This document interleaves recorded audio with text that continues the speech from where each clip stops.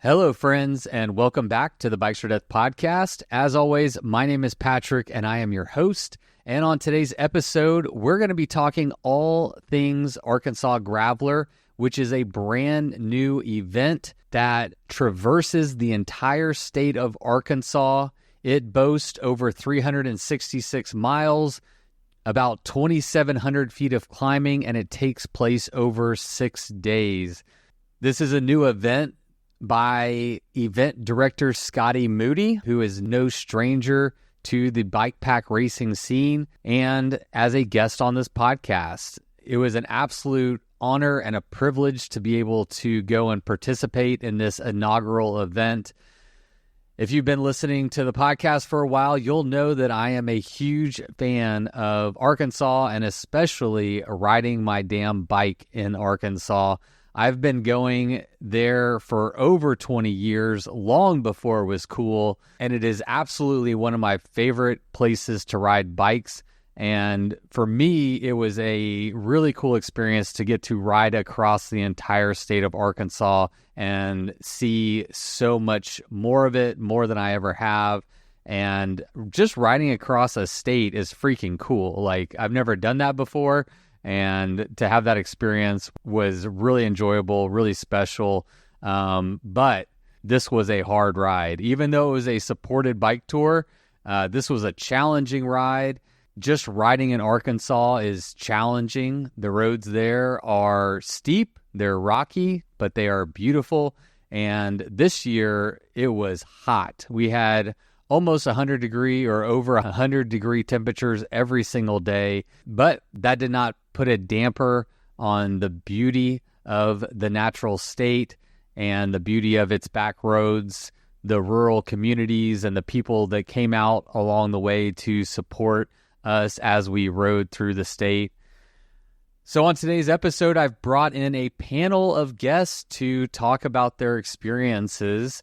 So first up, we have Scotty Moody, who, as I mentioned, is the event director for the Arkansas Graveler. And joining Scotty and I on today's episode are a few of the riders. So on today's episode, we have Philip Alderfer, Bobby Fenster, and Hillary Lex, who are also joining our panel to share with us their experiences on the Arkansas Graveler this year. And Scotty's going to do a pretty good job introducing this event and talking about it, so we'll let her do that in today's episode. So let's get right to it. But first, let's take a moment to thank the people that made today's episode possible, starting with our latest batch of patrons. We'd like to thank Jordan Kwan for coming on as a sustaining member of the Bikes for Death podcast. And we'd also like to thank Dave Wheel for increasing his monthly pledge as a supporting member of the podcast. If you appreciate these episodes and the work that Bikes for Death is doing, Patreon is a great way to support us. You can find out more over at patreon.com/bikesOrDeath. And typically, this would be the part of the show where I throw an ad or two in there today, but today's episode is presented ad-free thanks to Arkansas, the natural state. So thanks to them, we are going to get right to today's episode. But first, we'll have my friend Miles Arbor kick it off with the Bikes for Death theme song. You load up your bike, you ride away from home. You could be with your friends or you could be alone. You ride for a day or maybe more. You just love being in the great outdoors. Everything you need is strapped to your bars, including that new pillow you got from Santa Claus. And then you think, oh shit, to yourself. You left that super lightweight tent on the living room shelf. Bikes or death. Bikes or death. Podcast. Yeah, everybody get comfy. Lights, camera, and action. Let's get some alcohol in the system to make sure that all systems are functioning according to plan. Philip, give me some audio in that microphone there. Testing 1 2 3. Testing 1 2 3. The bishop wears buttless chaps. Oh, this is going to be great. This is off to a good start. Scotty, give me some audio. This is Scotty. I don't know how to follow that. That's a perfect answer. All right. We did it, everybody. We rode through the state of Arkansas. Congratulations. Yes, we did. How is everybody feeling? Exhausted, 100%. Tired, but good. Yeah. Emotional. Great. We're going to be talking all about your emotions on today's episode. Thank you, Hillary. First off, let's just go around the room and introduce everybody. So let's start with Philip. Let's make this really easy. Yeah. Who are you? What's Yep. your name? Where are you from? And why did you decide to come and do the Arkansas Grappler? Philip Aldifer from Anchorage, Alaska, and I signed up and said Alaska Graveler. That sounds great, but I'm not very good at spelling. So then I realized that I needed to be in Arkansas, and that's not true. I've got family in Northwest Arkansas, and they saw the event and said, "This sounds like something you should do. You might have fun doing it, but that's not the point. It sounds like an adventure that you would enjoy." And so I signed up instantly, and there we go. So what is it about you that people in your life say this is an event that you would like to do? I think it's the idea of, my wife says it this way. She says, "Honey, you just like the edge of the map." Love that. Right? So good. Just- Edge of the map. Just looking, you're like, what's at the edge of the map? So an inaugural event in a beautiful state that's, it's not taking risks in a sense that, like, we know where we're going, but it's a new event. It's not been done before. That seems like something that you would enjoy. Go do it. Go have fun. Yeah. Awesome. Great. Welcome here. Thank you. I appreciate it. Bobby, you're up. Yeah, my name's Bobby Finster, and I'm from Cave City, Arkansas. And, On the route. on the route. We were very thrilled to get to host the route this first time around, and I'm just, the thought of getting to travel across the natural state and do it in a supported way. It sounded fabulous to me when it got presented, and I was like, man, I gotta do it. I gotta be part of the inaugural year. Yeah. So you're a local to Arkansas. Yeah. Have you ever ridden across the state before, or was this your first time?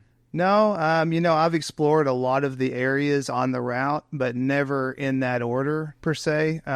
So no, I haven't rode across the state, but I definitely have explored many of the corners of it. Perfect. Hillary. I am Hillary Lex, and I live in Bella Vista, Arkansas. And I decided to do the Graveler because I am a storyteller, and because it was the inaugural year, I thought it would be an incredible story to tell.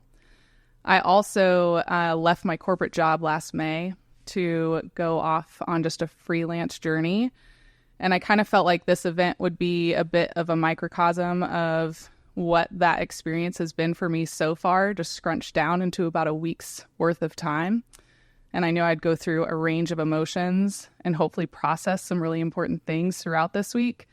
But also, I actually grew up in Bentonville, and when I graduated high school in 2005, I swore I would never come back.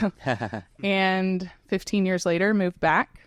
And it's been really cool to experience my home state through a platform that I found when I came back. So biking is how I found my community when I moved back to Bentonville. And so that was really special. And so to have the opportunity to ride across my home state and experience that and learn things about my home state that I never knew before, I knew was going to be a really special experience. Absolutely. And you're writing an article for the Radavist. I am. I'm super stoked about it. Yeah. So can you give us any peeks into what the theme of that is going to be, or is it just going to be your experience on the Graveler? Yeah, awesome question. So it's really going to focus on my experience, but also a lot of the vernacular of the areas that we went through. So really trying to highlight some of the unique people that we met along the route, some of the stories of the particular places like Cave City, for example, and what makes those particular places a highlight on this route and why Scotty and team chose to bring us there. Wonderful. All right, Scotty. So for you, Who are you? Where are you from? And why this event? My name is Scotty Moody. I am the event director for the Arkansas Graveler. I'm from Bentonville, Arkansas. And a few years ago, Mike Spivey, the CEO of the Ozark Foundation, sent out a group email to a few people who were known as kind of just cycling champions in our local community. And he said, I have this idea of doing a route across the state, sort of like RAGBRAI, but on gravel, just throwing it out there to see who it might catch. And I, in email form, raised my hand immediately. And I said, I want to do that. And it was funny because at the time, the focus on Bentonville was mountain bikes. And it kind of fell flat. And 2 years or so passed, and I was kind of exiting my professional career as a cyclist. And I came back to Mike and I said, hey, what about that ride you talked about? What is anybody picking that up? What's the status? And he's like, actually, I think now's a good time to resurface it. And what resurfaced was this idea of engaging and capturing the rural hearts of Arkansas. We have pockets that are cycling rich in Arkansas, but we have a lot of areas that are hidden gems where we go to ride our bikes.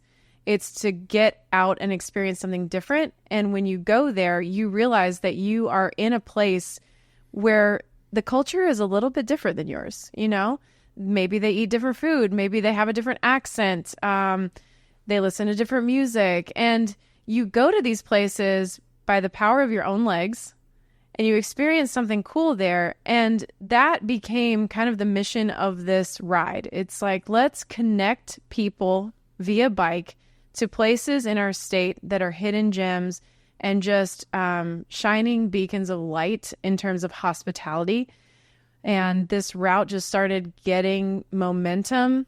We started planning this in January 2023. So this has been a year and a half in the works. Wow. And it has taken a lot of people to make it happen. It's taken a lot of dedicated community champions like Bobby and Amy Fenster in Cave City to pool together minds and hearts of people who care about how cycling connects human beings. So here we are. I love that. Yeah. I mean, yeah. Amen. Thanks. Yeah. So Scotty, we're going to stay with you. And I think that speaks to like the why a lot of Arkansas Graveler, but introduce Arkansas Graveler for, I mean, obviously this is the inaugural year. What is the Arkansas Graveler? The Arkansas Graveler is a 6-day journey by bike across the natural state. It's owned and operated by the Ozark Foundation, and we were lucky enough to get support from the actual Parks, Heritage, and Tourism departments of Arkansas to support this event. We presented it in a way that said, look, we have something special here. Outdoor recreation is incredible. Yes, we ride bikes, but we also fish, we hunt, we get outside and do things. How about we make this more than a ride? And we invite people from all over the country to come and experience what makes our state unique.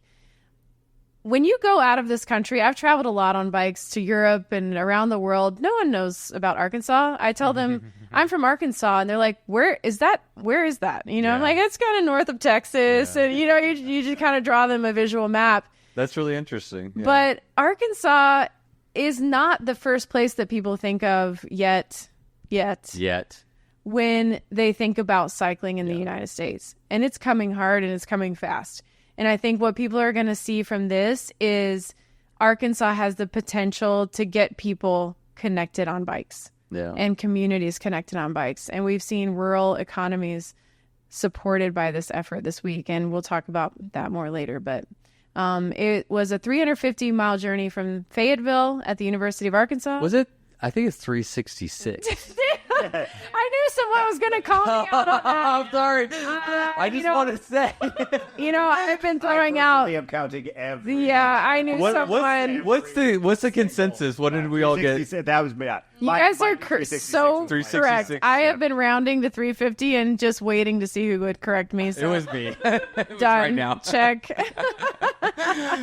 In whatever Arkansas Gravel Bingo, I just won. Amazing.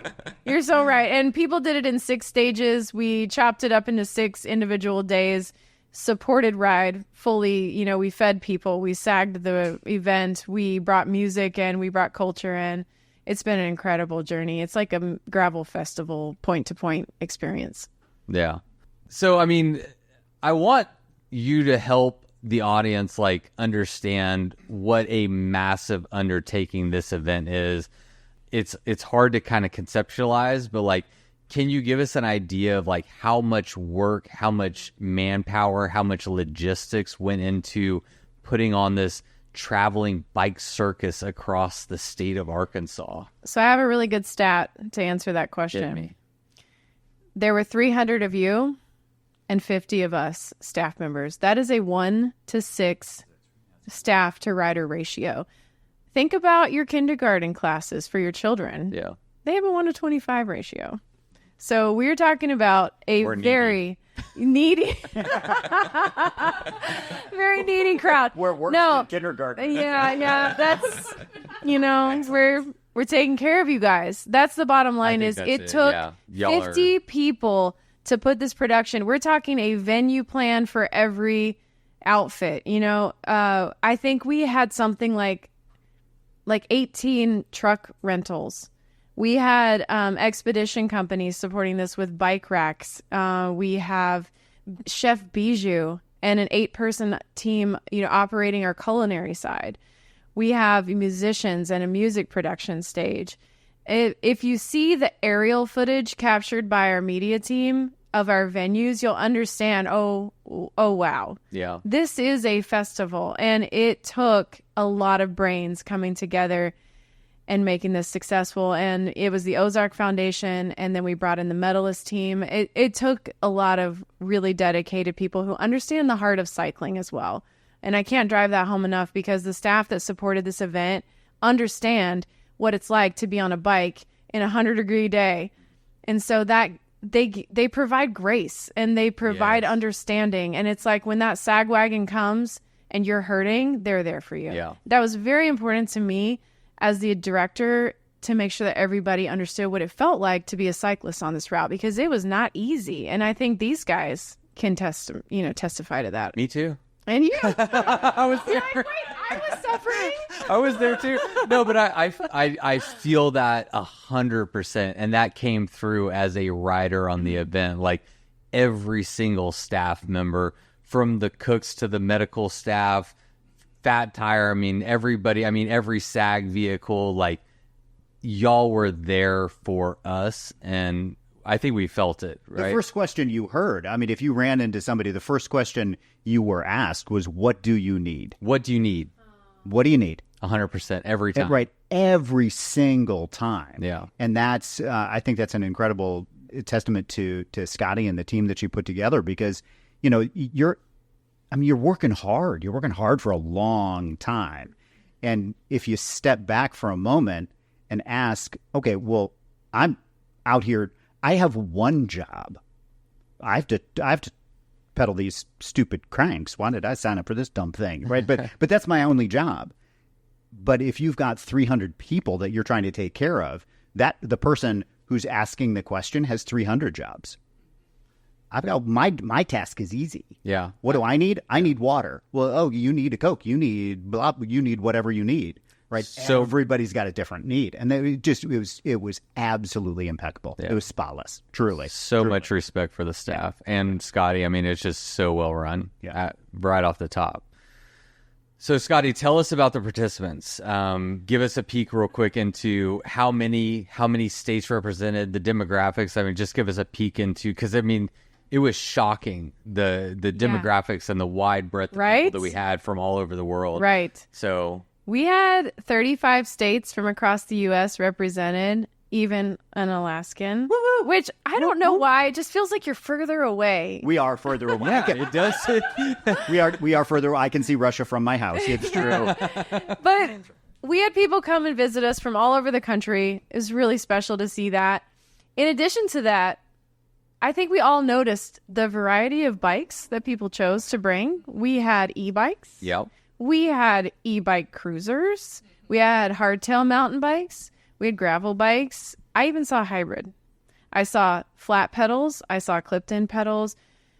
I saw an age range between literally 21 to 77. Amazing. Our oldest rider, Howard, finished today. When you look at that and you realize we have a 30-mile gap between our first rider and our last rider that we are supporting. We're supporting riders across a 30-mile stretch of terrain. It's amazing to see. And as the event director, when I first, walk onto the scene and I look at the crowd, you realize like this is a very cool group of people. Like, it doesn't matter who you are, where you came from, what bike you rode, how you ride it, what you dress in, Lycra or Hawaiian shirt. I mean, we had some funky outfits out there. It was awesome. People who I think we would sometimes label, oh, these guys aren't going to make it. Oh, they showed up at the finish line today and they rode every 366 mile that the rest. Yeah, it was so inspiring. And in a way, like, just kind of healing to see from somebody that comes from a professional cycling background to understand that these people aren't getting anything out of it. No one's paying them to ride their bike. They're just out there to experience. They're purists at heart. And I think that's what connects this group so well. Well, I think the cool thing about this event is you gave people an opportunity to push themselves. And I think when you support people, you give them an opportunity to push themselves further than they thought that they could, right? Because you're like, you might not sign up to do 366 miles by yourself, but if things get bad, you have a friend that'll come pick you up. You're going to attract a wide breadth of people that are like, okay, I'm going to try that. And then they surprise themselves. They're like, I did it. Oh, go ahead. There's a really interesting idea, right? And we don't need to nerd out on psychology, but it's this notion that you don't become friends with people that you share a common interest with. You become friends with people that you share a common activity with. When you do stuff together, regardless of what you believe, it's the doing of a thing, especially if it's a hard thing, that brings the community together. And that was one of the really interesting things to see over the course of 6 days was, Scotty, you were talking about like the entirely hugely diverse group of people coming, different bikes, different attitudes, different strengths, different skills, different beliefs and perspectives, but all working towards this same common goal. It creates a community because you're all facing the same challenge together. You become friends as a result, not because you think the same, but because you did this same flipping hard thing. Let me say that again, really hard thing together. I'm glad you said that. I'm glad you said all of that, and especially the hard part. And we're going to talk a little bit more about that. We're going to dig into that. Good stuff, Philip. All right, now we're going to open it back up to the group. I think that's a good introduction to the event. And Bobby, we are going to start with you. So y'all we, except for Scotty, she was running the darn thing, which is great. But we rode across the state of Arkansas today, which is crazy. Like, to me, like, riding across the state is just like super cool. It's the first time I've ever done that. I just want to get y'all's initial thoughts, perspectives, feelings. Like, you just rode across the state of Arkansas. Yeah. It was exactly what I expected, every second of it. Being so familiar with it, there was it was really cool just to see the diverse group of people riding across the state and building community, and just everyone making new friends, riding with people from around the country, and then ultimately for me getting to host them in my hometown. It was a lot of fun. It was hard. It was fun, but was it harder or easier than you expected? It was exactly what I expected. It was exactly what you expected. Bobby does his homework. He does his homework. He lives here. He knew what he was signing up for. Yeah. That's not surprising. Yeah, it's good you know your home state. Yeah. I mean, maybe I'm not the best person to ask that question. No, you were. No, it was everything I expected. Well, that's why we have a wide range here to get all the perspectives. So that's absolutely valid. All right, Hillary, you just rode across Arkansas. Yeah. And so today, especially, and even yesterday, I just kept thinking, how the hell did they find all of this shaded gravel road? Like, there was much more tree cover than I expected, and so much more gravel for some reason than I expected, even though I saw the Ride with GPS profiles every day and I quote unquote knew what to expect. It, like, yesterday I rolled in, I'm like, that was like 80% gravel at least. And I was just shocked at how did they find all this? And rolling through certain parts of the state, it's like I knew that the Ozarks, it's all these hills and hollers cut out of this plateau over time. And like, I know that, right? I inherently know that because I was raised here. And I grew up in the Ozarks and I drove all that as a kid. I didn't ride it on my bike. And so it was, I think for me, one of the reasons I got chills so many times today, y'all, because it was one of those things where I wasn't sure I was going to be able to do every day. And I did not do day 3. And that was an active choice because I wanted to focus on preserving my energy and capturing content. And that was actually a very beautiful and special day.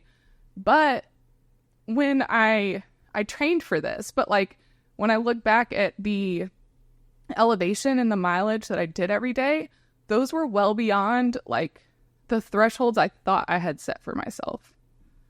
And that's really special to know that, like, at 37, I still can do hard things.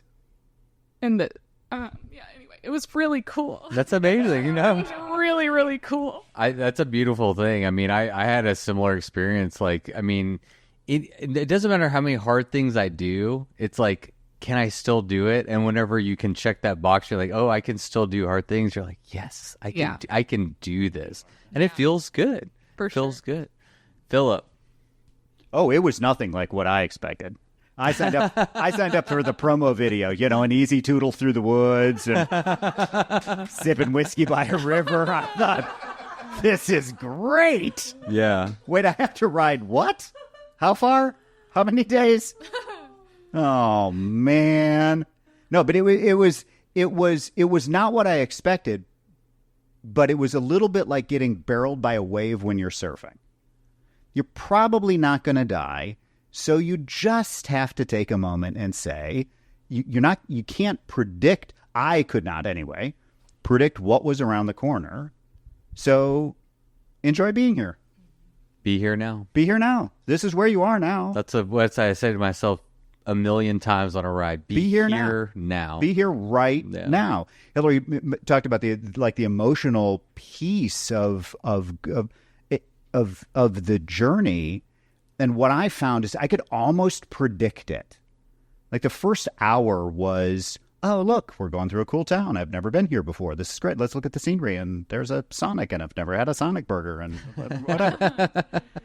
and then about 3 hours in, you're like, oh God, somebody put a bullet in my head. This is like, can we just end this now? And then you'd catch yourself and say, wait, no, you had this same thought yesterday. You had the same thought the day before. Just be here now. And again, I can't give Scotty and the team enough credit because to me, it felt like, and I do have family in Northwest Arkansas, so I know that tiny little corner of the state, but it felt like somebody opened like a secret door on what the state of Arkansas has to offer that I wasn't aware of. Yeah. And I had this great privilege of spending 6 days pedaling my ass across it, and it was a real gift. It was a gift. Secret door into the state of Arkansas. Clip. T-shirt next year. Clip. Yeah. Clip and save. That's a good one. So I love this conversation. Scotty, let's turn the microphone over to you. I think, especially with my audience, I think when you hear supported bike tour, you think easy. I think we can all as participants attest, and I think we've all voiced, this wasn't easy. Bobby, you knew what you were getting in for, but It definitely wasn't easy. it wasn't easy. You know, I knew it was going to be a challenge. Like, Yeah. I'm not trying to underplay the event like the Right. at all. You just Like, knew. I knew it was going to be hard. I knew it was going to be very hot. I knew, I've ridden the highest peaks that we went over multiple times. I knew what those mountains have in Right. store for us, and I knew it just wasn't going to be easy. So set the record, Scotty. You have done everything. I mean, every adventure race, bike packing race. That's a whole nother genre of a sport. I'll start another podcast real quick. You've done every like big bike packing race. You've been all over the world.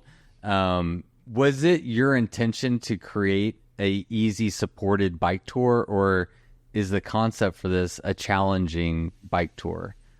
How do you categorize this? I knew this would not be easy. I tried to message as we were building the route that this would not be a walk in the park. The Ozarks are not a walk in the park. Somebody asked me why I chose the route that I chose, and I told them that was the path of least resistance. Like, the Ozarks are just Right. gnarly. The gravel's rough. The climbs are pitchy. The descents are hard. The technical. There's no way to connect Fayetteville to Jonesboro without tackling the Ozarks. And so when we set that as the goal for this year, my main concern was the Ozarks, because as we left Fayetteville, you're tackling huge climbs, huge descents, Jasper, that whole area. I mean, you guys know it's big climbs and hard descents. It's hard on the body. We eventually wound our way down into the foothills and into the Delta, so a little gentler on the way out. But we were faced with heat indexes of over 105 degrees this week. That was not planned. These are the uncontrollables and things that we had to pivot to support riders in. But I think people look at a supported ride and they think, oh, it'll be a walk in the park. And I saw you guys out there. I've ridden these roads by myself too, and it's not easy. And then you're going to sleep on the ground. You're tent camping overnight. You're sweating because it's 80 degrees in the Ozarks and the humidity holds. Getting in the sugar helmet. bites. Yeah.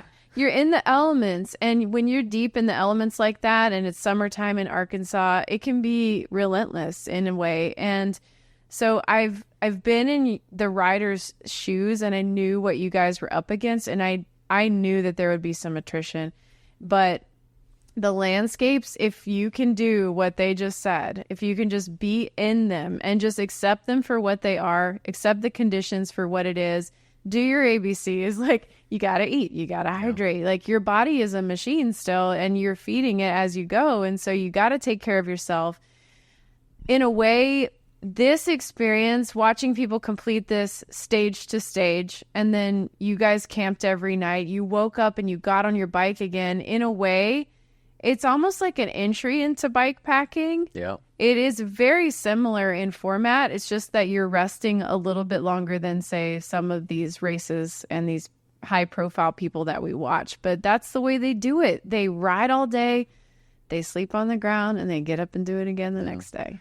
I'm glad you said that, because I really feel like this is a great segue event or a tester event for anybody who's, bike packing curious. Absolutely. This is a great event to say, do I want to be on my bike for 6 days? Do I want to sleep outside for 6 days? Yeah. And you have the option, if you wanted to, you could carry your own gear for the 6 days, and you have support if it doesn't work out. But I love supported events as a way to build the cycling community, because harkening back to what I said a little while ago, you give the people an opportunity to push themselves further than what they think they might be able to. Yeah. And if they can't make it, it's okay. We got you. Yeah. But you're going to find out. And I think most people find out that they're more capable than they realize. That was really cool, because today we have a staff thread. We have a WhatsApp staff thread.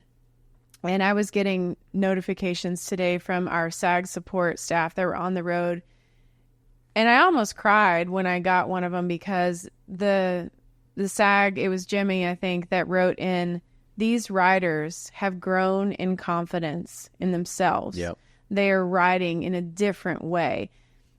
a lot of these staff have been in the cycling space for a long time. These are USAC people. You know, they've watched races. They know the Tour de France, and they learn body language. They're watching riders as part of their job all day long. So they see people when they're nervous, how they hold their body on their bike, and then they're watching them 6 days later finish the finale, and they're like, these people have learned so much and grown in confidence in themselves so much this week. And when I read that today, I was like, that's enough, you know? That's like, enough. That's cool. That is just really cool. That's a gift, you know, for real. And I can echo that 1,000%. I was having that exact same conversation today, and I think it's born from self-confidence. It's like you start the week, you're like, I don't know if I can do this. I don't know if I can do this. And then every day it builds on like, wait, I can do this. I go to bed with sore, tired, crampy legs, and I wake up the next day and I can keep going. You're like, wait, what? And then that just builds on itself. Go ahead, Philip. Well, I was just going to say, I mean, yes, absolutely. It is a big physical challenge. But it's also a mental challenge, right? It's a mental game. And over the course of 6 days, what I think, again, with the people that I was riding with, and I know for me personally, you're building the mental resilience of doing hard things. I did it yesterday. I can do it today. Yeah. I can do it a little better today. I can feel a little better today. I know what it feels like when, this is the moment when I have self-doubt. This is the moment when I need a timeout. This is the moment when I need a popsicle. This is the moment when I need to eat. This is the moment when I need to eat. Exactly. And you learn over I think to me, like one of the things that I think was really critical was that it was 6 days long. It could have been 10. It could have been 15. Like let's keep riding. Not that Scotty's rolling her eyes, but you know, because you get you learn a habit of resilience, and you just do it again, and you do it again, and you do it again, and over the course of a week, you're not the same person who started the race. Yeah. And I love that this event gave people an opportunity to find that out about themselves. And that's the self-support piece, right? Because then you didn't have to think about, where's my stuff? Yeah, exactly. Where's the, you know, okay, my backpack will just be there.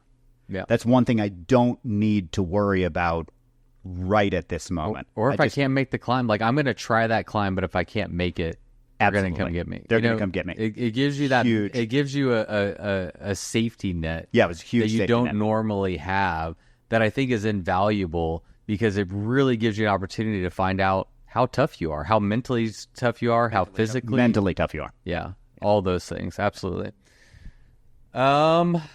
One of my favorite things about this ride in particular is it takes you into places that nobody sees. You said like a window into like a secret world of Arkansas, or so you said it way better than that. But the thought that I had is you get to see how people live when nobody's looking. Yeah. You know, and that's so true. And we all in this room know that. And I'm going to share there's a couple things that happened to me. And then I would like to hear some of your own like mental portraits that you captured throughout today's or this week's ride. But like there was a moment where we were riding, it was day 4. It was either day 4 or 5. But we were in the middle of nowhere. I don't know. I mean, we're in the middle of nowhere a lot. And I mean, there's nothing but forest and gravel roads and nothing. And then all of a sudden, there's a house and there's a lady with 2 cowbells, and she's just on the side of the road waving cowbells for me. I mean, I'm the only person there, and she's just waving cowbells. And there was another time where I was like riding past a house, and there was a mother who was spraying her daughter with a garden hose, chased her around the front yard, and they were laughing and having a great time. And I just like captured these memories, and I have like 100 more. But I'm curious, like, we'll start with you. I think we're on Hillary. We're going to start with Hillary. What mental postcards are you going to take home from your experience in the rural back roads of Arkansas?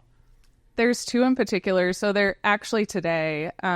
We had just popped up onto pavement, and I did my normal, oh, thank Jesus. And I was going uphill on pavement, but it wasn't so bad because we're on pavement finally and getting a rest. And this mother was out with her son, and he must have been 5 or 6, and their 2 dogs off leash. And there was no one around. There was no signage, nothing. And she had come to the T where her road had met with the road we were riding on, about to turn left onto this highway. And she was just waving, and the dogs were just sitting there, 2 labs. And her son, she was like, wave at the rider, wave at the rider. And I couldn't grab my camera in time to be able to snap a photo of that. But I just like waved back and smiled. And she goes, okay, wave at the next one, wave at the next one. It was so precious. And all I thought about was like, I love that she is showing him that this is special and something worth watching. Yeah. And then the other one, which I'm sure comes to a lot of people's minds that rode this, was the Angel aid station on day 4 that no one expected and Scotty had no idea about. And his name was Dave, and he had a cocked pistol in his on his jeans, in his holster, and a crate that he had laid out because we had just gone through this muddy grossness and all our bikes were just totally caked. And we were all cranking through, like nobody was like, this sucks. Everybody just was like, this is where we're at. Let's go. He had fresh turkey jerky out there that had been home smoked. And he had some fiddles playing, or banjos from Deliverance, that was just on this one song on repeat, on loop. It was amazing. Yeah. And he had the sweetest sweet tea I think I have had since childhood. Yeah. Like I have not had sweet tea like that, homemade sweet tea like that. And then ice cold water. And he just was standing there with his hose, spraying everybody's shoes off. And then he pitched a tent. I mean, like a pop-up tent, a canopy tent. You guys are leaving out a pretty important detail about what was on that table as well. The Yankee tea. What's that? Did you see the Yankee tea? There's a picture of tea that was called Yankee tea. The unsweet and he had to explain to people that this is the unsweet tea. Yeah. The Yankee tea is unsweet tea. Unsweet.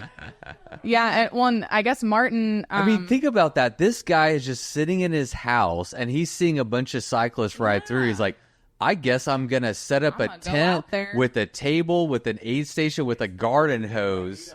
Well, and he was so far away from access to anything. So far away from everything. And all I'm thinking about is like, when does he go into town and get his groceries? Because I don't see any farm that he's keeping out here. And like, how often does he go into town? And which town is he going to? Yeah. And at one point, I just was like, I need to remember this. So I bust out my phone and I'm like, what's your name? And he's like, oh, it's Dave. He had a little lazy eye, which was also so on brand. And I was like, this is great.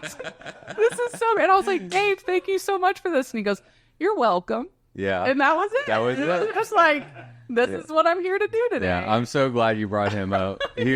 One of my favorite experiences from this event was Dave. I mean, just it speaks to so much of the people, the community, how much support. I mean, that's just one small example of like what we saw throughout the 6 days. It was a big example, actually. That was a good one. Let's go with Philip and then Bobby. So one of my favorite spots was, I think it was yesterday when it was the section where we're riding along the river, really sandy road, just after the sand plant, right? And there's a railroad track on the left side, kind of an elevated railroad track. And in a couple of different spots, there were, I guess, like drainage, like culverts, but massive, like could support a railroad train size culvert. So probably, 10 feet wide, 10 feet tall. And I kept seeing these things and they were full of amazing graffiti. Yeah. And so, the classic bike nerd, right? We've all done this. We take pictures of our bikes leaning against stuff, right? So I said, I'm going to take a picture of my bike leaning against this graffiti. This is cool. And I snapped a photo. And then I started reading the graffiti. And I realized that there was a whole life cycle of the relationship of Brittany and Caleb etched out in graffiti in this First of all, Caleb had very not nice things to say about Brittany. Oh. And then Brittany used a collection of epithets tied together that I had never seen tied together before. But I assumed that everything was good in the end because it said, I love this crazy man. And it was all like in the same alternating script and the same paint color. So they had been having some sort of, like, and it just felt in a weird way like this, like just a small example of what do people do? Like, what's the life like in a town where we had just passed a town, a sign that's, I think today, maybe it wasn't yesterday, but today was, Egypt, Arkansas, population 112. Yeah. And you get caught up in wherever you live, 15, 20, 100,000, 500,000 people, whatever your size city is. Life happens everywhere, right? Relationships happen everywhere. Things, people get together, they break up, they get back together again. Like life happens everywhere. And it felt to me like just everywhere you went, even if the experience or the scenery may not be what you were used to, it was a way to connect to America I don't mean like an overtly patriotic way, but it did feel like a moment of, oh yeah, we're a couple 100 million people that are all basically connected by the same things. Like we get up, we go to work, we have relationships, we try and figure out our way. And everywhere you went, you saw people doing similar things in different ways. And that was really cool. Yeah. Yeah, so for me, one of the most memorable moments was we were leaving at Birds Adventure Center there in OARC, and we're riding along the river there. I guess that's the Mulberry River. And I look out across the field, and there is a massive wild hog running across the field. And it literally looked like the mascot from the Arkansas Razorbacks, Tusk, which, is a massive massive hog. And he was just prancing across the field, and it just really felt surreal in the moment to see that. I've never witnessed anything like that in my life. It was really, really cool. Y'all don't have many wild hogs here, or just that one was like super big? It was huge. It was huge. It was a big hog. Yeah. A friend of mine actually was riding this route a couple months ago, and he came across on the route a whole family of hogs in the road, and so yeah, they're here, but yeah, this one was just huge. I became weirdly butterfly obsessed. Yes, me too. That's why I got chills today, because I kept having these like butterflies and dragonflies come and fly around me and then circle again and fly around me. And I felt like I had them with me, just saying, you're almost there. Keep going. And I was getting chills. I'm like, I know this isn't like heat exhaustion, because I've been hydrating and feeding myself, which was a big learning from the week. But the butterflies, it felt very spiritual. It was like this connection of just like, you got this, keep going. Yeah, keep going. We are nature. Yeah. They were there for you. Yeah. So Arkansas is synonymous with hills. I think Arkansas and hills mean the exact same thing. So I wanted to get everybody's pulse on, or your feedback on, your favorite climb and your favorite descent. And I'm going to start. So y'all, I don't know if y'all can think of yours. Who's going first? I remember one of y'all is going first. My favorite climb was morning of day 2, leaving the OARC Cafe. We ate breakfast at the OARC Cafe. Amazing. You got to stop there. And then we had a 5-mile climb, which I think that's the longest climb I might maybe have ever done in my life. 1,400 feet climbing. And it's just cool. Like, I'm in Texas where it's flat, so I don't get an opportunity to climb that much. And that's something I personally wanted to lean into, was the experience of just going up and down, up and down, up and down. That's a new experience. And so to be able to climb 5 miles, like, I was like, that's cool. I enjoyed that and kind of checked a box for me. And on day 5 at mile 17, we had, I don't know if y'all remember, you'd have to go back and look at the elevation profile, but on day 5, about, like I said, 17 miles in, there was this one little line on the elevation that went like straight up and straight down. And it was a real pitchy paved climb that was just brutal. But then you got to the top and it was the most perfect, flowy, paved road, like down to the first aid station. And it was so perfect because there's that downhill going into Horseshoe Canyon Ranch that's like super fast. And I got to like 45 miles an hour. I'm like, that's a little too fast. But this one was like 35. Like, you're just cruising at 35. Like, this feels good. So those were my two favorite. Hillary, you first? Well, there's this, I'm trying to remember if it was day 4 or day 5. But there was, so I agree. The downhill on the pavement coming to the White River and turning down into the White River was so fun. I am on the same page as you there, and I kept hearing people be like, "That was the best descent. That was awesome. That was so fun." That was good. And it was very just like, it wasn't sharp. Like none of the turns were super sharp. That's the it was thing, just like sweepy. Let it go. Oh, it was so nice.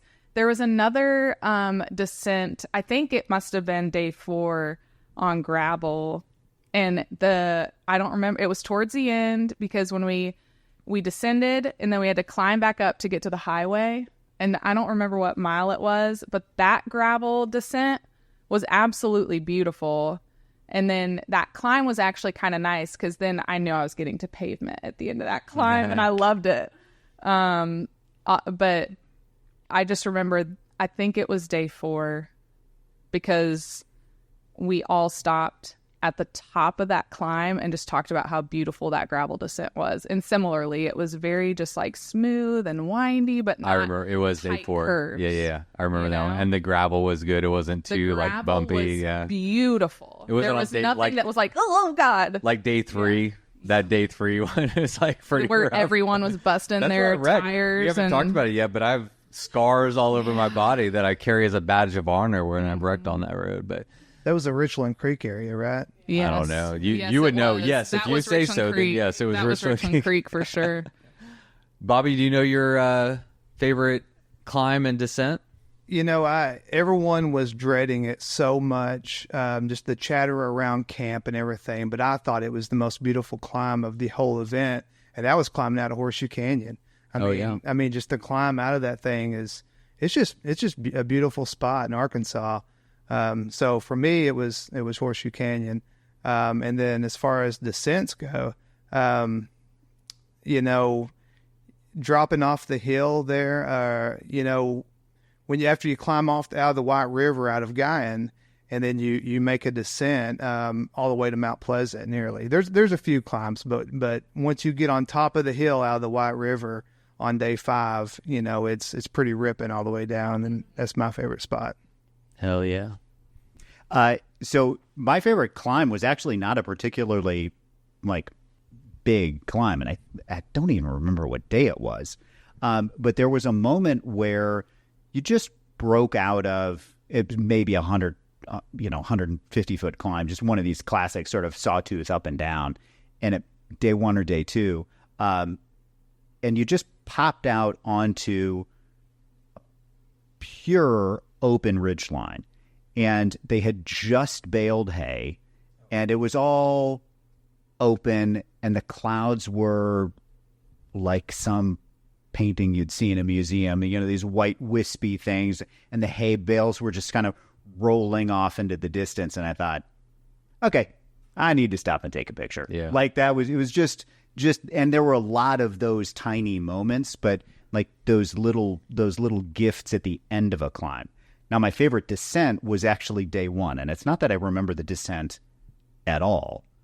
I truly don't. But like the last 10 miles of the day were all downhill gravel. And all I remember was thinking, holy crap, I just descended 10 miles on gravel.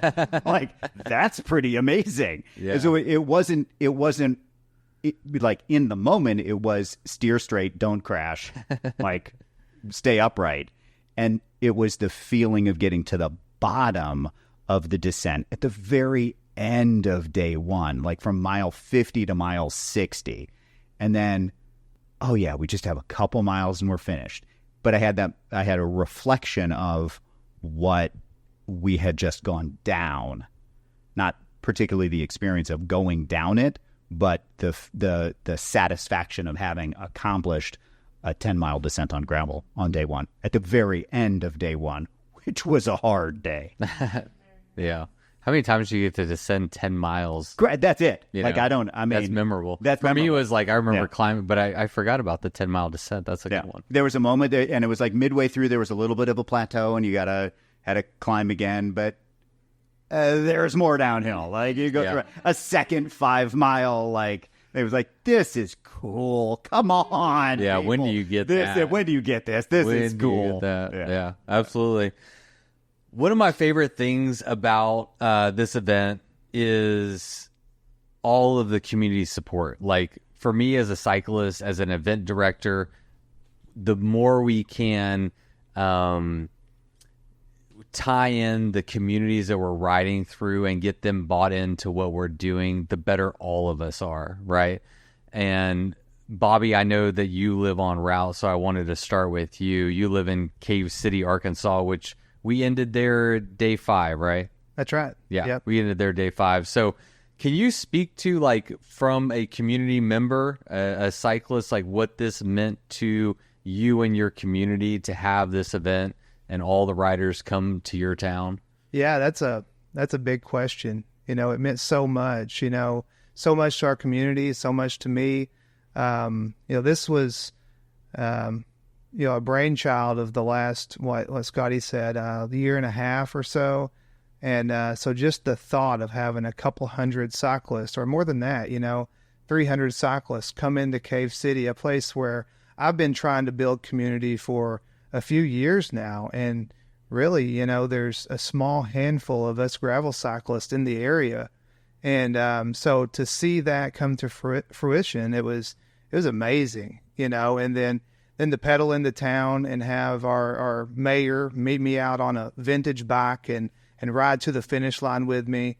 And a couple miles on route, they had some people that live on the route that I ride pretty regular.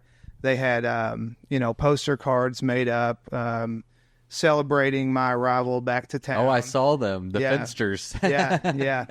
And so, it's just to have all that, and then, the community having an amazing mayor who just bends over backwards to connect all the dots and cross all the T's on all the things needed to make this happen. It's just been overwhelming for me. And, it was an emotional experience just rolling back into town and getting to experience, basically a dream come true. And not only to be able to host the cyclist, but to know that I have a community that supports it, and so it was surreal. Yeah.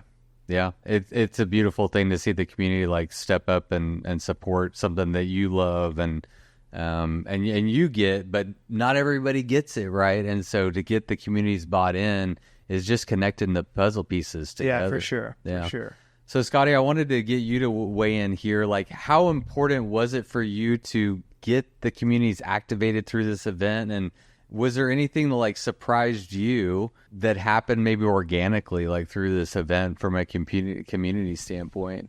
Yeah, it was very important to me as I was building the route and selecting communities. Did they want us? And that was the first question I asked. I would present the idea and the concept of the graveler. And if I felt like it was a question mark, or even just there was hesitation or like just not passion, I just moved on. Yeah. Because there are towns like Cave City that Bobby just spoke of that said, absolutely, please come to our town. We need you guys. We want you guys. How can we help? And for those particular towns, I just poured in, and then you find these community champions like Bobby and Amy here that help you connect dots. Like, you can't be everywhere all along the route at any given time. But like, I tapped into Bobby several times. I'm like, hey, can you go check this road for me? It takes me 4 hours. It's a 4-hour drive for me to get from where I live to Cave City. And I could ask him, and I can trust him because he knows what we're looking for. And so it's been really cool. This particular week, what I saw happen was we did Sunday, we did Monday, and as we rolled into Tuesday and Wednesday, towns who were further down the route started contacting me. My emails were blowing up. My cell phone was blowing up. What can we do? How can we add more value? How can our community show up? And that's when, like, we got mayors, we got, vice chancellors of universities. We've got the bagpipers showing up. Oh, was that organic? That just happened? No, Amy coordinated that. Good job, but Amy. It's just like this stuff it doesn't happen until you see a vision for it sometimes. Yeah. And once we started the Arkansas Graveler this year, and our media team was capturing a visual of what it meant to these host communities, the people further down the road were just, they were bought in, and I think that's the legacy that will pay forward, is now we have a visual way to conceptualize what it means. And so moving into 2025 and the future years, it's almost like RAGBRAI. Now they have communities saying, please pick me. Yes, yeah. I want to be I want to be this. on the route. Yeah. Yeah, please choose us. And I kind of hope that, I don't think that we'll ever be a RAGBRAI. I like the intimacy and the grassroots feel of a smaller crowd. I don't think we'll ever have 12,000 people on this route. It's not sustainable that way. But I do think that we can get community buy-ins and that we can make believers out of the fact that rural communities can support big things. Yeah. I think we saw that happening in real time, like you said on this event. Yeah, Hillary, go ahead. Well,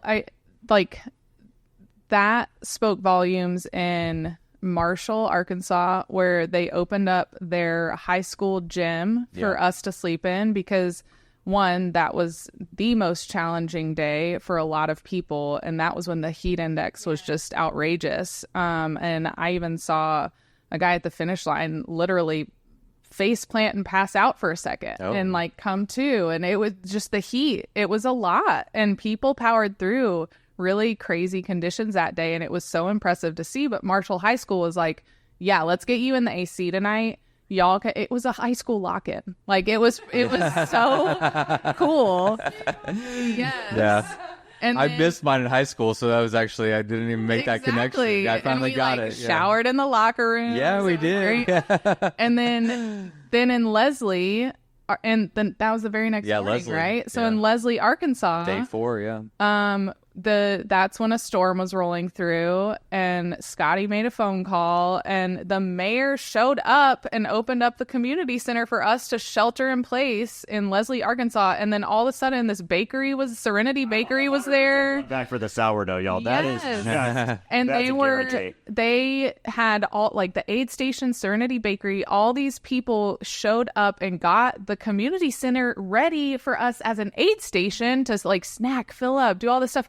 And everybody just hung out there while the storm rolled through. Yeah. And that was not planned. That was an organic thing that just happened. And then the Baptist Church in Cave City, they're like, yes, we get it. It's hot. We will open up our area so that you can also stay in AC if you need AC tonight. So people were just saying, let us help you. We know you got some intense conditions, and we want to support you however we can. And it was just beautiful to see local communities really answer that call very quickly. Yeah. I couldn't agree more. I think the flip side of that also is that you also experience tremendous pride in their community of the people who are there. Not only did they want to help and be receptive and responsive, and this is a cool opportunity, and but they were really proud of where they are and their place in their place in Arkansas, and their place, what makes them unique. And folks really wanted to show it off. And it was cool to see people that were as passionate about their particular places as we might be about ours. Yeah, absolutely. Yeah, I mean, the community showed up along the route in major ways, and it was just a beautiful thing to be a part of and witness in real time. And I feel grateful to be a part of it. And it really does show a beautiful collaboration. I think Arkansas is really a blueprint of what the cycling community can do. Like I'm looking at Arkansas, like what this event is doing, what Arkansas as a state is doing, and showcasing how we can be a part of the community too. Like we can all work together and we can collaborate, and it can be good for everybody involved. And it was just a really great thing to be a part of. And I'm glad that you all had similar experiences to me. I have one more question, and then we're going to turn it over to Scotty to close out the show. So I'm going to let whoever wants to go first. Whoever wants to go first can go first. Words and alcohol don't mix. What is the biggest memory? What is the biggest takeaway from your week in Arkansas, riding across the state of Arkansas? What are you going to take with you from this week? You can take a moment. Hillary's going to check her notes. That's smart. What was the Springs day? Was that yesterday? Day 4. See, they're blurring together at this point for me. So I guess I'll say a couple things. So day 4, it will be the biggest memory for me in the sense that that day alone was so diverse in experiences. So we started with rolling out and sheltering in Leslie, and the clouds and the storm rolling in, just that visual alone was absolutely beautiful to ride and see riders in that landscape. So it was very visually appealing and beautiful. Then being in the community center and the mayor being so proud and coming around and collecting our trash and inviting us back to his town and telling us that he called the coffee shop owner. She opened early, so go down to the coffee shop and get a latte when you roll out of town, was awesome. Then that same day was the day that we rolled through the pudding mud situation, the peanut butter, whatever you want to call it, and got to meet Dave with his pistol in the holster. And then that also was the day that I talked to so many cows and just had conversations with cows that were like very curious. And pickles and Coke are a great combo. I always thought that was pretty nasty, and I learned I love it on a long bike ride. And That's a great takeaway. Yes. And after aid station 1, between aid station 1 and aid station 2, that was a very short, it was only 7 miles between those 2 aid stations, but you pop out over aid station 1 and there was just similar to what you're talking about, like this beautiful landscape. You're on the top of this plateau and you just see the rolling hills of the Ozarks, and it was perfectly picturesque. And then we get to aid station 2 and there's a natural spring, and it was just this party at this natural spring. And we roll up and everybody was hanging out, and we took off our shoes. We took off our socks. One of the aid station people gave us all a Miller Lite, and we just sit down in this spring. Some people belly flopped into it.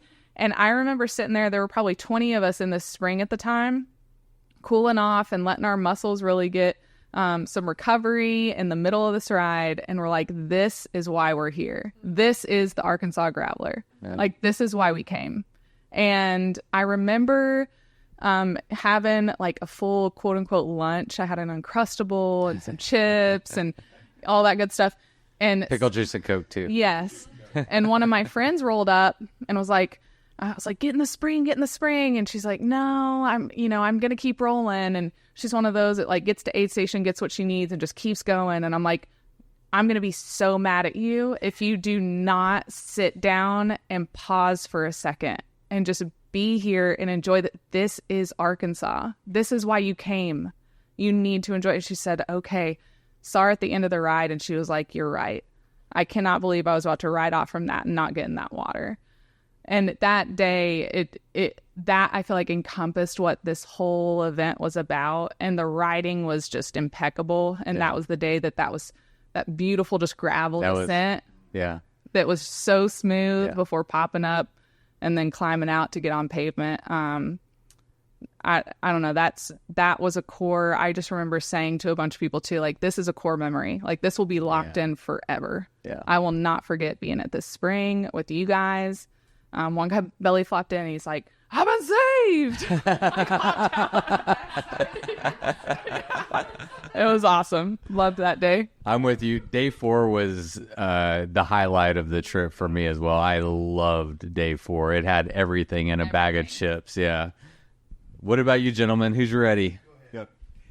For me, it was the scenery and the event were spectacular, but more than anything, I think I'm leaving Graveler being reminded that, you know, one of the things we all try and do is find our tribe, right? Who's your tribe? Who are your people? And bike people are my people, right? That's a cool tribe because people pull together. You're facing similar challenges, and the community that I stepped into sort of inadvertently. I mean, I don't know anybody in Arkansas. You know, it's coming from a long way away to do a race with, you know, you're not here with, I wasn't here with friends. I wasn't here with a group. But the leaving feeling like part of a community I didn't know I was part of is what sticks with me the most. I love that. Oh, you're getting stumped on this one. What about coming into Cave City? Yeah, so... I mean, that's a unique... I mean, you live here, but this event came to and through your town, and your town hosted it. Can't imagine that's not up there on the top 3. Yeah, it's definitely... It's huge. And, I guess that will be the biggest takeaway for me is, you know, seeing our community pull together. You know, we shut down the pool from the public just to let the gravelers take over the pool all day long, you know. And, you know, just to see the whole community rally. You know, we have these small businesses in town that we're all taking photos, posting to social media. And, you know, I never expected the whole community to rise to the level that they did. Yeah. You know, I've always been very proud of our community and been proud of what we have. But this week, they absolutely took it to another level, and I couldn't be any more proud of them. Yeah, I feel that, man. Like, I host events in Texas, and like when I don't know all those people, right? Like, people are just riding through communities. Yeah. Like, I don't know these people. They don't know me. But when I hear riders having a good experience and they have all these positive experience, I'm like, yes, thank you. Thank you for welcoming all these strangers into your community and taking care of them, you know? Yeah, and it was mind-blowing for me, like all the people reaching out to me and saying, hey, thanks for doing this. And I'm just saying, I had just a very small role in this big circus that's traveling across the state, but I am so proud of the part that I did get to play in the event. You know, it was amazing. Yeah, absolutely. Go ahead, Hillary. Well, I also had this moment this morning where I was looking around at the grounds and just at breakfast before we were going off, and the bagpipes were playing, which was so emotional. Like, why'd y'all do that to us? But just recognizing how much stuff is being set up on our behalf and broken down every day and then carried to the next place, set up again. And then people are cooking and helping us with smiling faces. The mechanics at Phat Tire, they were working morning to night, late into the night, and rode the whole ride. Yep. And it just was mind-blowing to see, like, that was very memorable, to see the staff and how I was like, wait, all these tents and tables and chairs, like, this is not easy stuff to take down and pull apart and then put back up again. It's really hard stuff to put together. Yeah. And so all the luggage, the bathrooms. Yes. Everything. Scotty shared that it was her husband, Steven, and another gentleman, Gavin. They were loading and unloading everybody's gear every day. These tubs and duffel bags, over 35,000 pounds every day is what they were loading and unloading. And that's just 2 guys. And so, and even all the musical performances, right? We got different styles of music every single night. Based on the region that we were in. They curated it based on... thoughtful. Yeah. Every detail. Yeah. What And did they forget? Nothing. Absolutely nothing. And then even the SAG vehicles that in my head I'm thinking, oh, they're gonna like come up if somebody's hurting or needing help or needing some maintenance on their bike, like a flat tire, and they need some help. No, they would stop in surprise places and essentially be a pseudo aid station and just stop and give us additional water and snacks and whatever we need. So even though on the route it would say aid station 1 and aid station 2, we had so much more than that. So I actually dropped my hydration pack on the longest distance day because I realized I don't need to be carrying this thing. Why am I carrying this weight? I don't need to. They got you. They have us. Yeah. It was incredible. Yeah, absolutely. I'm so glad you brought up Phat Tire. They're actually next on my notes. I told the guys over at Phat Tire that I was going to say nice things about them on my podcast, and not because they asked me to, but because those guys are fucking legendary. Yes. Like, Yeah. So go ahead. So I mean, Scotty, correct me if I'm wrong. We have two guys from Phat Tire that fixed everybody's bikes. I asked them. I mean, they fixed well over 100 bikes. They worked every day from the moment the sun rose to the moment the sun went down. As soon as all the riders left, they would hop on their bikes. They would pass me going Mach 60 every single day. They would get to the finish line and like fix everybody's bikes. I mean, they were insane. I just couldn't believe how hard they were working, how hard the entire staff was working. I was going to segue to Scotty, but did you want to? Just on the Phat Tire piece, I had a conversation with one of the owners who was there in the tent, and I said, at the end of the day, what business are you in? And he said, I'm in the hospitality business, and like that shone through so clearly that they were there to help and to be of support and assistance. And oh, by the way, they're still going to kick your ass on the ride. Yeah, it was amazing. These are the kinds of guys I will say. They have my business. I've been actually a customer of them for a long time. Anytime I'm in the Northwest Arkansas area, I go to Phat Tire. But I told them I hope that they earned a lot of customers, and I think they have, because they know how to wrench on bikes and they know how to ride their damn bikes, and they earn everybody's respect this week 100%. So, Scotty, I just wanted to turn it over to you.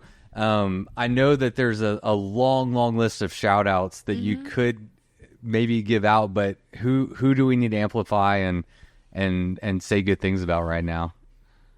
Is that too big? It is a long list. I know it is.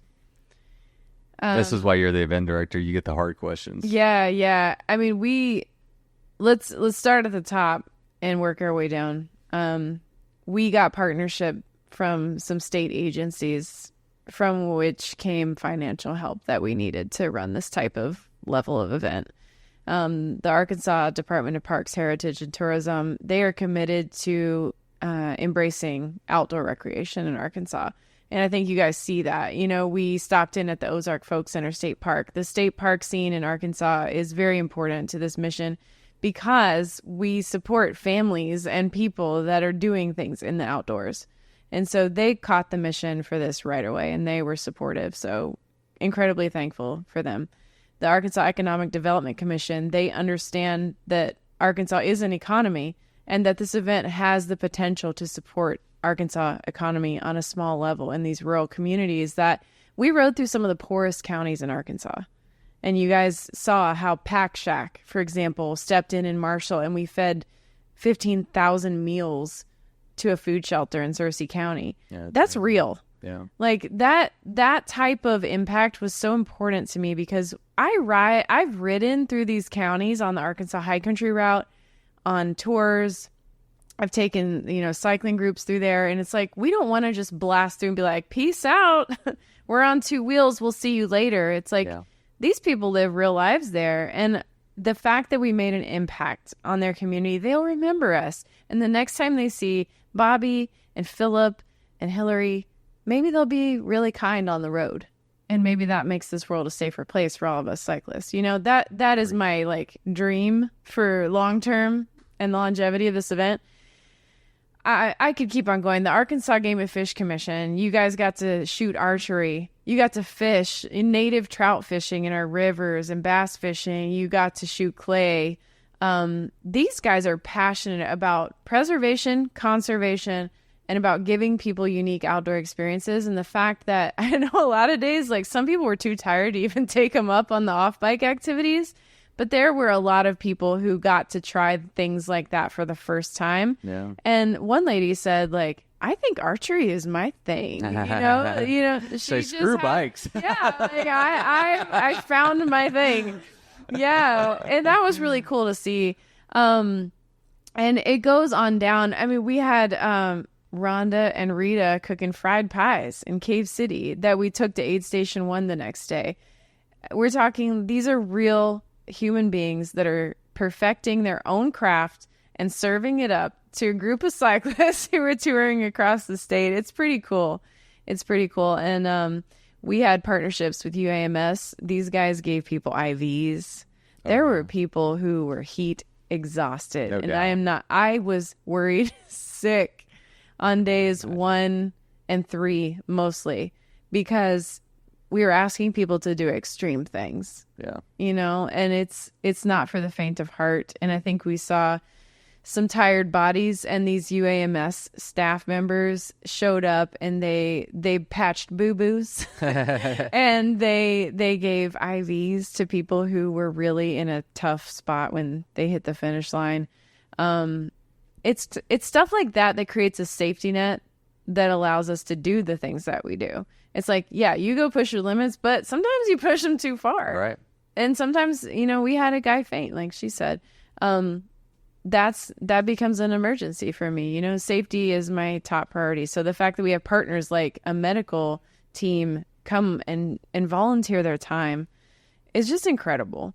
And so we have sponsors left and right that have provided product. Squirt was out there lubing your chains well in the days that it was muddy. And we had Scratch, products to hydrate people. A lot of our partners donated. If they couldn't donate financially, they donated what they could. And it was product, or it was time, it was energy. And those things make an event like this possible. And so I would waste your precious podcast time if I were to list them all. But I hope that they hear that we are so grateful. Yeah. And I'll echo that. I think the reality is, Scotty, like, we could spend 3 to 5 hours and we probably wouldn't even cover the breadth of like the impact that every single individual that was on your staff had on the event. It cannot be understated how impressive everybody, how, to what degree everybody performed the job that they had. Like, it really was so well done. And I think we all owe a lot of gratitude to everybody, yourself and everyone down, who put on just an absolutely fantastic bike event. So I call them thank the you. dream team. Yeah.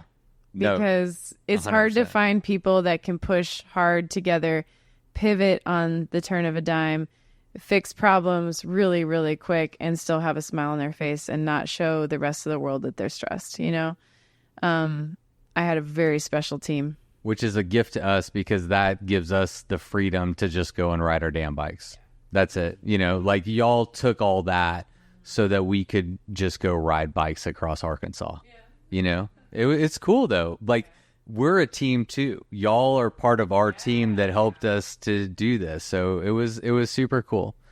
All right, Scotty, what are you going to take away from this event? What is your big takeaway from the first inaugural Arkansas Graveler? Dun, dun, dun. I don't know that everybody knows this, but I do have a professional racing background. I've been around the world on bikes, and a lot of times I didn't get the chance to sink into the cultures that I was experiencing. I got the chance to race in the Giro, but I got flown in. I spent most of my time in a hotel. I transferred to the next stage. I raced my bike. I recovered, and I did it again the next day.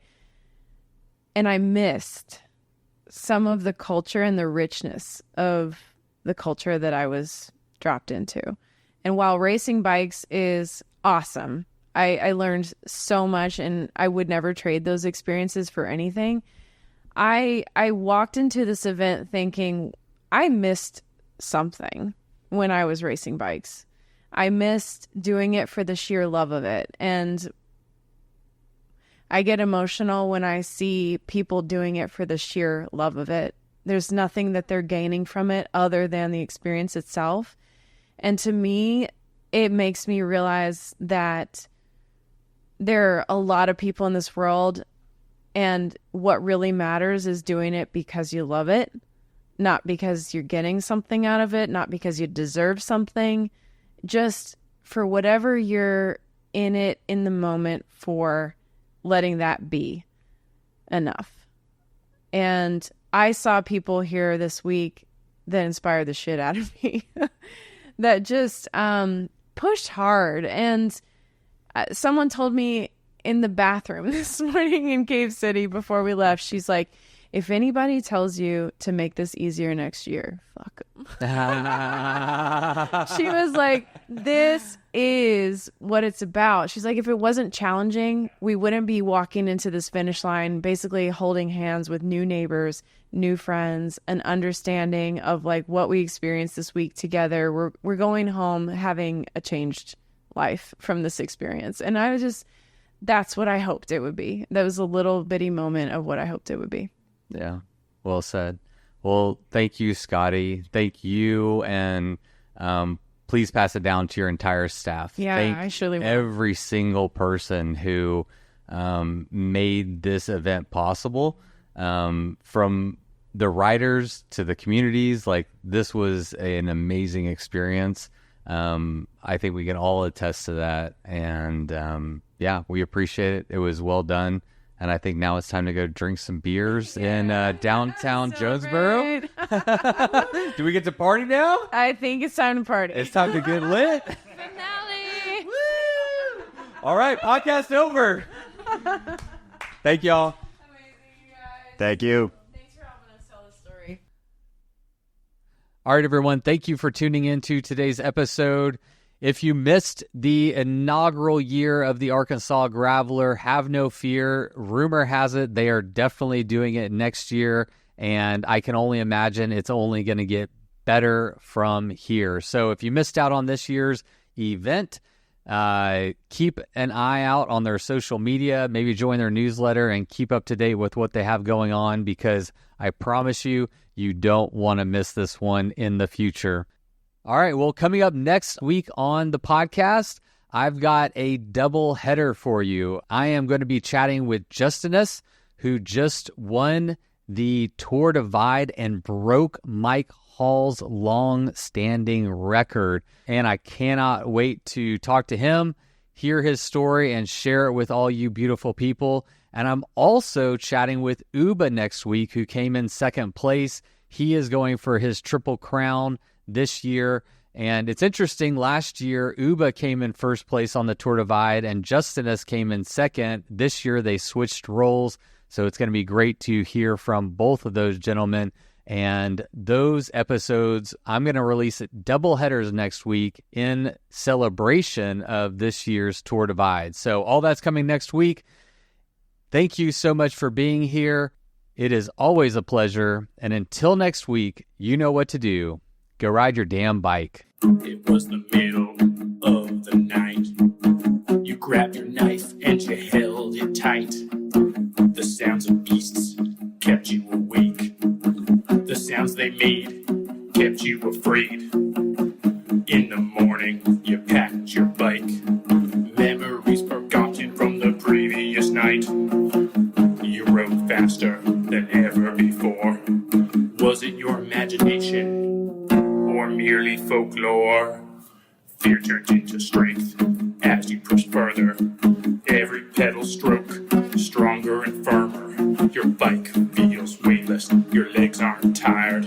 You think to yourself, just a few more miles. Bikes, oh, death, bikes.